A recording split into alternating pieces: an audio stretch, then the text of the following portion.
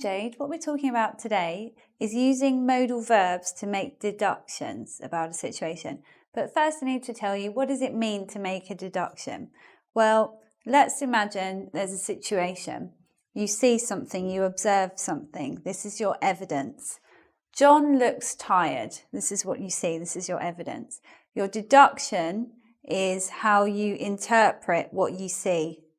Your deduction is what you say about what you see. So, for example, these are all different deductions you can make. You can say, he must be unwell. When we're making deductions about the present, things that are true now, in this moment, we use this structure. We use modal verb plus bare infinitive.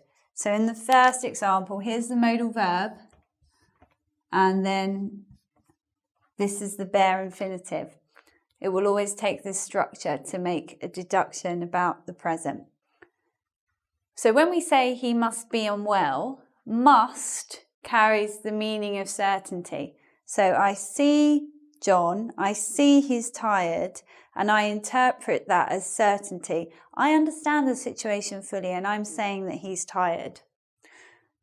I could, however, say he might not be sleeping well. In this case, I'm using a different modal verb. I'm using might. Might is my modal verb. And also this one's a negative. So the negative goes in the middle position. The negative goes after the modal verb. Got too many pens going on here now.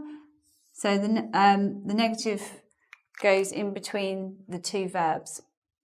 He might not be sleeping well. Might is not as certain as must. Might here means possibility. I'm looking at him, I see he's tired. My thought about the situation is that it's possible that John's tired. He might not be sleeping well. Here's another variation. He may be stressed. Again, this means possibility. What's the difference between might and may? In British English, may is a little bit slightly more formal. That's the difference. And then what about this one? He can't be feeling well. When we use can't to make a deduction, we always have to use it in the negative. We can't do it, he can be. It doesn't make sense as a deduction. It always has to be can't. So we can say he can't be feeling well. And this one again is certainty. So we could, if we're certain about our deductions, we would either use must or can't to do that. So it's not too hard. What if we're not talking about deductions about the present, ones that are true now? What if we're talking about past events? What do we do then? Well, we use a different grammar structure. We use modal verb plus have plus the past perfect. So I find it easy in that when we see have there, it shows us that we're talking about something in the past. That's what you need to remember. Have shows us we're talking about the past. Let's look at some examples. Here's a different observation. Mr. Smith didn't attend today's meeting. Full stop. So what we see and experience, we go to the meeting. Well, I'm going to say I go to the meeting. I go to the meeting. I expected to see Mr. Smith there. He was not there. That is my evidence. That's my observation. So what kind of deduction do I make following that? He must have forgotten about it. I know Mr. Smith. I know he's forgetful. Therefore, my deduction is he must have forgotten. Here's the structure. Modal verb, then followed by have, followed by the past participle. This verb is forget. The past participle is forgotten. What does it mean? If we're using must, it's the same. Must means certainty. You're quite sure. You know him well and you're quite sure that he's forgotten about this. He forgot the meeting.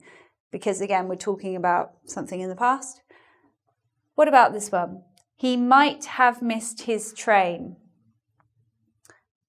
to reflect possibility. You're not quite certain about it this time. You know Mr. Smith, he's generally a reliable guy. So you think that, it must have been something outside of his control.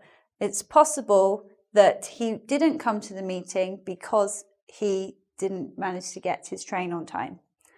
Next example, he may have called in sick. What does it mean to call in sick? That means when you're not feeling well, so you call up your job and you say, oh, I'm not coming today. That's what it means to call in sick. Again, we have exactly the same difference. May is slightly more formal than might. He may have called in sick. I'm not sure. It's like a suggestion. It's a possibility. And finally, he can't have known about it. You know Mr. Smith well. You know that whatever he would do anything to come to this meeting.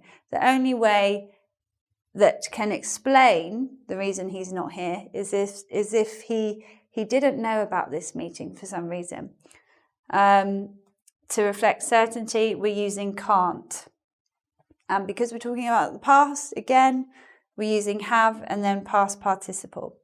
So that's how you do it. If you have a situation and you need to make a deduction on that situation, here's your observation, here's your evidence, but then you need to say something about it, give an opinion. What you need to do is be using these grammar structures. For talking about the present, there's no have in there. But for talking about a past event, then we use have in there to make our deduction. What you need to do now is go to the IngVid website where you can do the quiz on this, flex your grammar muscles doing the quiz. And what I'd also like you to do before you go there is subscribe here on my IngVid channel. Yeah, and come again and watch more videos from me. So I'm going to go and flex more of my grammar muscles and you're going to do the same. So bye.